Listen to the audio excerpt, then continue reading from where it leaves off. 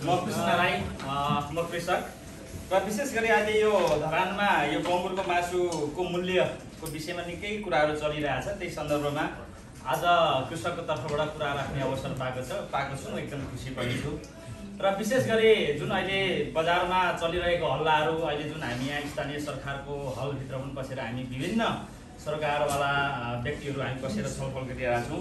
यो चाहिँ अहिले मात्रै थाहा भयो कि तपाईँको चाहिँ हामी कृषक, मलाई त हाम्रो नेत्र भाइले खबर गर्नुभयो हिजो, तर अहिले अघि हाम्रो कार्यक्रम सञ्चालक सरले भनेअनुसार चाहिँ कृषक नपर्ने हो कि भन्ने चाहिँ भान चाहिँ भएको थियो होइन। त्यसो हुँदाखेरि चाहिँ अझै यो अहिलेको जुन हाम्रो छलफल चाहिँ यो तरिकाको छलफल चाहिँ हामी जरामा नपुगिकन माथि टुप्पा र हाँगालुक मात्रै कुरा गरिरहेछौँ कि त्यहाँबाट समाधान म निस्किन्छ जस्तो लाग्दैन। किन भन्दाखेरि अझै यहाँ त अझै एउटा हामी कृषकको तर्फबाट हामी पनि उपस्थित भएको छौँ र मासु व्यवसायीहरू हुनुहुन्छ।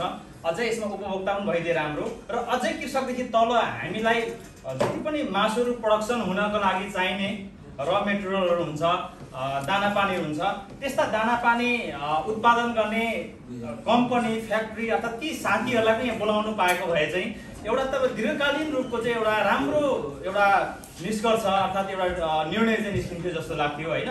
यो खालके छलफलले चाहिँ खासै हामी दीर्घकालीन निर्णय चाहिँ लिन्छ, दीर्घकालीन रूपको निर्णय चाहिँ लिन सकिन्छ भन्ने चाहिँ मलाई लाग्दैन। अझै पनि यो विषयमा धेरै कुराहरू गर्न पर्ने आवश्यक छ होइन। त्यही विषयमा म पनि 2065 सालबाट बङ्गुर पाल्दै आएको मान्छे हो होइन। तर अहिले एक समयमा सोताङ बङ्गुर फार्म भनेर निकै राम्रो नाम चलेको पनि हो। तर अहिले मेरो खोरमा बङ्गुर छैन, मैले हटाइदिइसकेँ। किन भन्दाखेरि भर्खर हटाएँ। यो गत वर्ष मात्रै म 13 लाख चाहिँ घाटा परेछु क्या है। त्यो किन घाटा परे भन्दा कुरा सबै कुराहरू थाहा छ, तर कति कुराहरू सिस्टमहरू, विधिहरू, नीतिहरू नमिल्दाखेरि त्यो समस्या आउँछ। र जस्तै मैले भोगेको समस्या थोरै मैले यहाँ डिटेलमा निकालेको छु, यहाँलाई प्रस्तुत म गर्छु। अझै हाम्रो तपाईँको चाहिँ पशु विज्ञ सर, हाम्रो बिर्क सर हुनुहुन्छ, उहाँले अझै गर्नुभए राम्रो हुन्थ्यो होइन। तर म आफै पनि कृषक भएको हैसियतले मेरो पीडाहरू, मेरो वास्तविकता, मेरो यथार्थहरू यहाँ सबै मैले टिपेर ल्याएको छु होइन। यो टिपेर ल्याइसकेपछि तपाईँलाई म यहाँ प्रस्तुत गर्छु होइन। र विशेष गरी यो चाहिँ मैले के ल्याएको छु भन्नुहुन्छ भने चाहिँ हामीले जबसम्म कुनै पनि वस्तुको मूल्य निर्धारण गर्नुभन्दा अगाडि त्यो वस्तुको लागत मूल्य कति हो त्यहाँसम्म हामी पुग्न सकेनौँ भने त्यो मूल्य निर्धारण गरेकोले कुनै औचित्य राख्छ जस्तो मलाई लाग्दैन है। त्यो भएको हिसाबले हाम्रो धरान क्षेत्रभित्र चाहिँ हामीले 1 किलो बङ्गुरको मासु उत्पादन गर्दाखेरि वास्तवमा कति लागत लाग्छ भन्ने कुरा चाहिँ एज म आफै नै स्वयं मैले भोगेका कुराहरू यहाँ मैले उतार्ने काम गरेको छु होइन। र विशेष गरी मैले थोरै इन्डिकेटर यहाँ गराउँछु।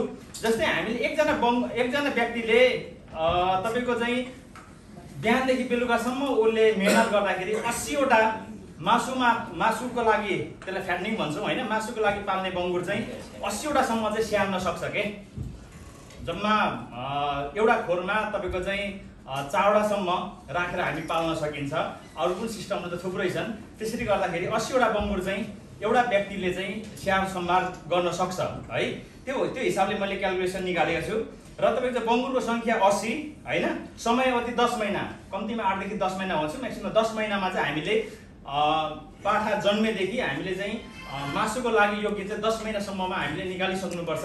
त्यो मासु चाहिँ एकदमै गुणस्तरीय मासु पनि हुन्छ र त्यो टाइममा हामीले निकाल्दाखेरि अलिकति उत्पादकलाई पनि प्रफिट भएको हिसाबले समयावधि 10 महिना।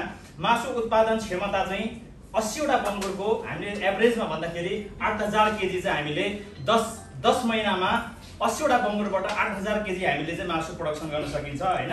र अनि धरान उपमहानगरपालिका क्षेत्रभित्र बङ्गुरको मासु उत्पादन लागत भनेर मैले राखिदिएको छु।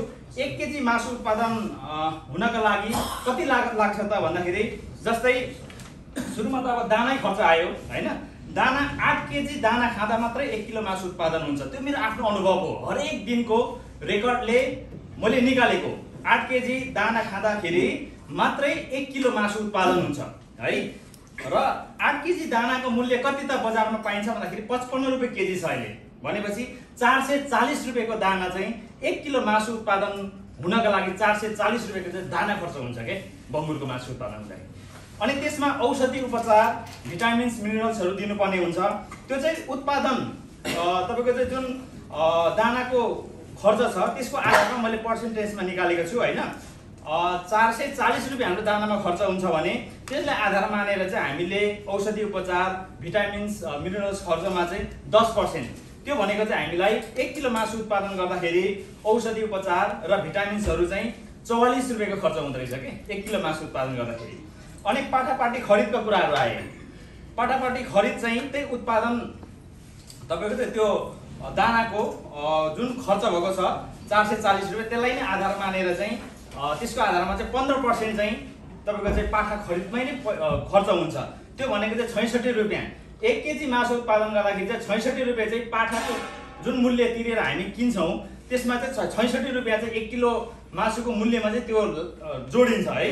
अनि खोर निर्माणको लागि चाहिँ तपाईँको चाहिँ हामीले चाहिँ एउटा खोर बनाउँदाखेरि लगभग 15,000 खर्च हुन्छ। 15,000 को खोरमा हामीले 4टा राख्छौँ के, 4टा राखेर हामीले त्यो खोरलाई चाहिँ 10 वर्षसम्म चाहिँ हामीले टिक्ने खालको खोर बनाउँछौँ। 10 वर्षसम्मलाई क्यालकुलेसन सबै गर्दाखेरि र दानाको खर्चको मूल्यलाई नै आधार गर्दाखेरि चाहिँ 1% चाहिँ खोरमा खर्च हुन्छ 1 किलो मासु उत्पादन गर्दाखेरि। त्यो भनेको चाहिँ कति रुपियाँ?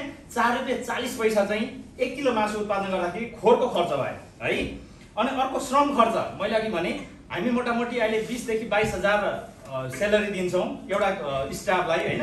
एकजनाले गर्दाखेरि चाहिँ तपाईँको चाहिँ 80 थान स्याहार्दाखेरि मेन पावर खर्चमा चाहिँ 5.78% भनेको चाहिँ 25 रुपियाँ चाहिँ श्रममा खर्च भयो 1 किलो मासु उत्पादन हुँदाखेरि है।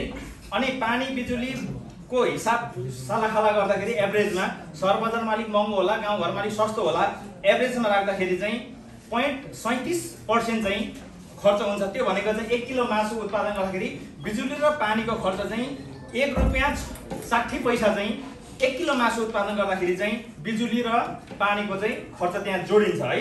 अनि लगानीको ब्याज, अब लगानी ऋण तिरेर गरिन्छ 24% को हिसाबले मैले यहाँ हिसाब गरिदिएको छु।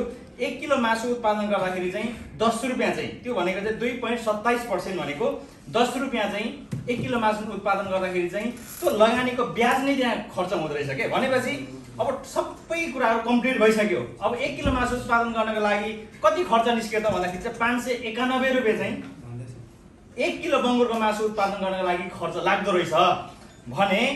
अब अर्को कुरा भनेको अब त्यसले त खाने काम गरिसक्यो, त्यसको जति पनि वेस्टेज निस्किन्छ त्यसलाई पनि मैले चाहिँ मल बनाउने काम गर्छु के।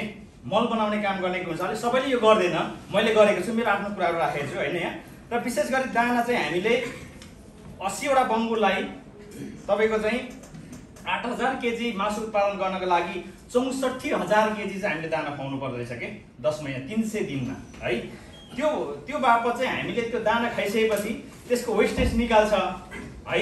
त्यो वेस्टेज निकालेकोलाई चाहिँ हामीले मल बनाउँदाखेरि चाहिँ 35% चाहिँ हामीले मल 100 किलो बराबर 35 केजी चाहिँ हामीले कम्पोस्ट मल बनाउन सकिँदो रहेछ के।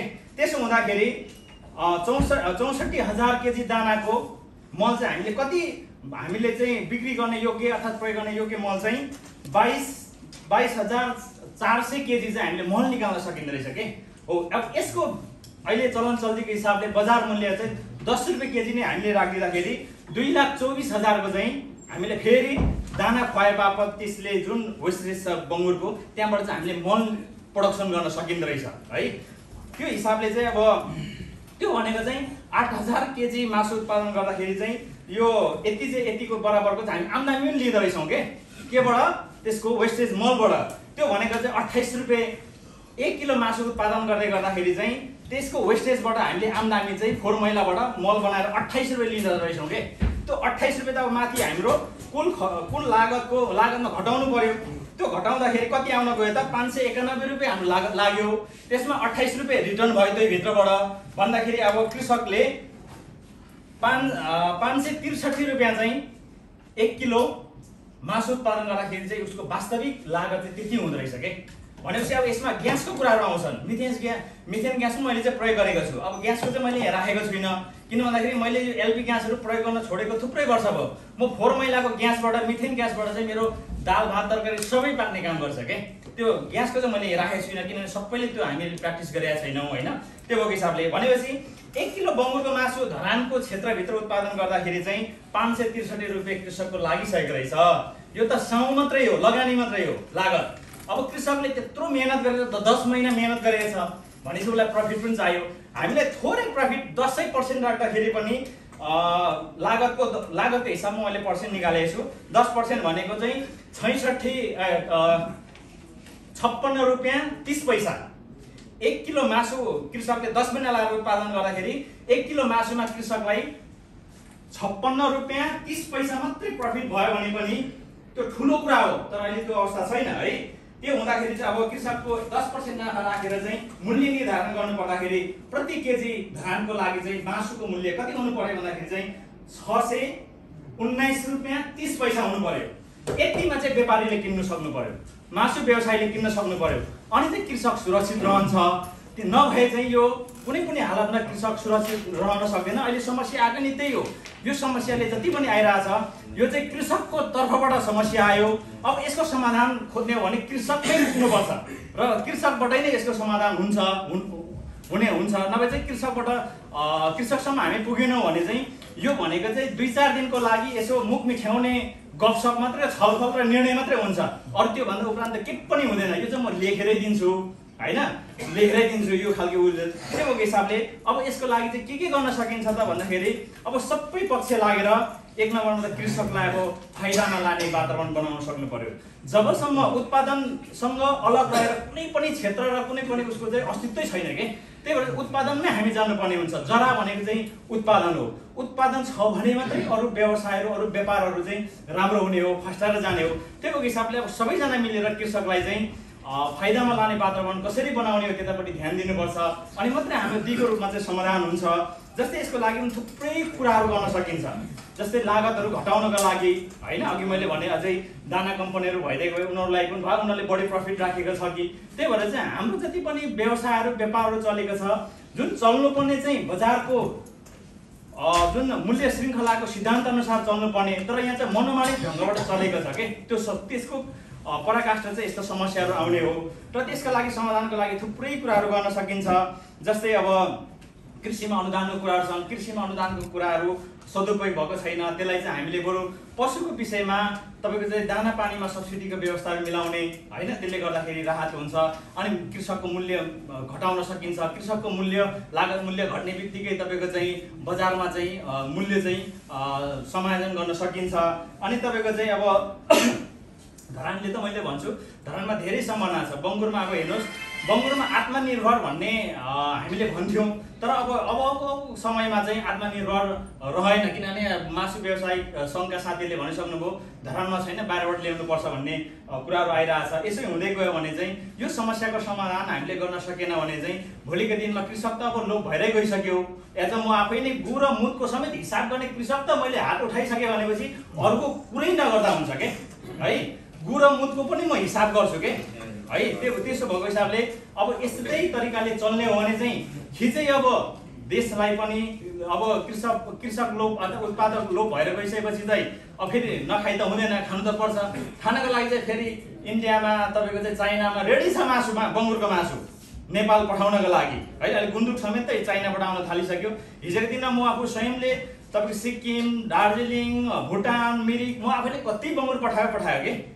अहिले त्यो अवस्था छैन। त्यही भएको हिसाबले चाहिँ अब फेरि भोलिका दिनमा अन्य राष्ट्रहरूले चाहिँ यहाँ फेरि बङ्गुरको मासु निर्यात गर्ने वातावरण चाहिँ बन्ने चाहिँ सम्भावना मैले एकदम देखेको छु। यो विषयमा चाहिँ स्थानीय सरकार पनि अलिक गम्भीर भएर लाग्नुपर्ने हुन्छ। यसमा धेरै कुराहरू हामीले लागतलाई घटाउनको लागि अघि हाम्रो मदनजीले पनि भन्नुभयो तपाईँको चाहिँ हाम्रो सार्वजनिक ठाउँहरू थुप्रै छन्, त्यसलाई चाहिँ बङ्गुरको लागि कहाँ हो पकेट त्यो क्षेत्र गरेर ती नै हामीले तपाईँको चाहिँ ठुला तपाईँको चाहिँ हजारौँ तपाईँको चाहिँ बङ्गुरको सङ्ख्या आँट्ने किसिमको खोरहरू व्यवस्थापन गरेर ती नै दाना कम्पनीहरूको व्यवस्थापन गरेर ती नै हाम्रो प्राविधिक अहिले तपाईँको हेर्नुहोस् त प्राविधिक यो तपाईँको चाहिँ औषधि उपचारको कुरामा प्राविधिक पनि सही नभएको कारणले गर्दाखेरि यो खर्च बढेको छ कि। हामीसँग तपाईँको चाहिँ राज्यले खर्च गरेर धेरै डक्टरहरू, धेरै प्राविधिकहरू, धेरै विज्ञ पशु चिकित्सकहरू खटाउनु भएको छ, तर उहाँहरूबाट त्यस्तो प्रभावकारी कामहरू के पनि भएको छैन कि है। त्यो भएको हिसाबले चाहिँ खर्च चाहिँ भएको छ, तर त्यो खर्च अनुसारको आउटपुट चाहिँ आएको छैन त्यो विषयमा पनि एकदमै ध्यान दिनुपर्ने आवश्यक देखिन्छ हैन। अब जस्तै अनि उत्पादनको हिसाबमा राहतको व्यवस्था गर्न सक्यो, अरू अनुदान सबैमा छोडेर उत्पादनको आधारमा चाहिँ राहतको व्यवस्था गरिने भन्ने किसिमको नीति पोलिसीहरू आउन सकेको खण्डमा त्यसले केही राहत पुग्न सक्छ हैन। त्यो भएको हिसाबले चाहिँ यो ढङ्गबाट चाहिँ हामीले अलिक सूक्ष्म तरिकाले अध्ययन गरेर अगाडि बढेको खण्डमा यो समस्याको समाधान हुन्छ। यो समस्याको समाधान कृषकबाट उब्जेको हो। अब कृषकले नै यो समस्याको समाधान गर्न सक्छ, कृषक बाहेक कसैले गर्नै सक्दैन यो समस्याको समाधान। त्यही भएर चाहिँ अब फेरि यसलाई चाहिँ अलिक सूक्ष्म तरिकाले अध्ययन गरेर अलिकति व्यवहारिक कुराहरू नीति एउटा होला, व्यवहारहरूको होला, त्यो सबैलाई समायोजन गरेर अलि कृषकलाई चाहिँ सहज वातावरण बनाएको खण्डमा चाहिँ यो समस्याको समाधान हुन्छ। होइन भने चाहिँ हुँदैन। अब तपाईँको यहाँ हेर्नुहोस्, अब खर्च त्यसको मलहरू बिक्री गरेर त्यसको फाइदा जोड्दाखेरि पनि 563 रुपियाँ चाहिँ कृषकको लागत नै परिसकेको छ भने अब मूल्य निर्धारण कसरी गर्ने त हैन। अहिले त तपाईँको चाहिँ 400 र 500 को कुराहरू भइरहेछन्, यसले पनि हुँदैनन्। अहिले हामीले 500 नै बनायौँ भने त्यसले 2-4 महिना ठेक्छ, त्यसपछि फेरि यो समस्या जिउँको त्यौँ आइ नै हाल्छ। त्यही भएर चाहिँ यो विषयमा अलिकति स्थानीय सरकार पनि अलिकति जिम्मेवार भएर अलिकति सम्बन्धित व्यक्तिहरूसँग चाहिँ अलिक मसिनो तरिकाले छलफल गरेर चाहिँ हामीले चाहिँ मूल्य निर्धारण गर्न सकेको खण्डमा चाहिँ यसले चाहिँ दिगो समस्याको समाधान होला। होइन भने चाहिँ यो 2-4 दिनको लागि मात्रै हुन्छ। हस् त, धन्यवाद।